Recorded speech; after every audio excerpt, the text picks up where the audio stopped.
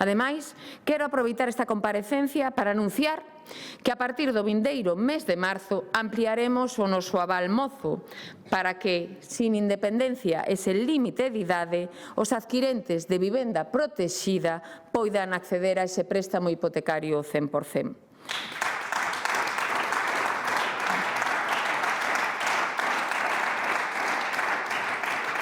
É dicir, avalaremos o 20% do préstamo hipotecario para calquera compra de vivenda protexida sen límite de edad, un aval que é compatible coas axudas de adquisición da vivenda protexida que agora mesmo temos en marcha e que poden alcanzar os 20.000 euros para menores de 36 anos.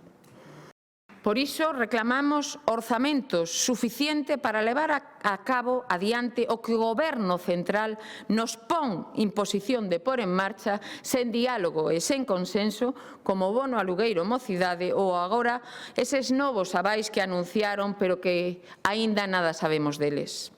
Reclamamos tamén a cesión gratuíta da xestión das vivendas e dos solos da Sareb en Galicia, que nos negan unha e outra vez, que incluso tivemos que comprar, mentras vemos como o resto dos activos van a unha futura sociedade de vivenda pública estatal da que aínda sabemos moi pouco. E tamén reclamamos un plan estatal de vivenda consensuado e adaptado aos diferentes territorios cunha dotación suficiente e con medidas eficaces como as que temos en Galicia.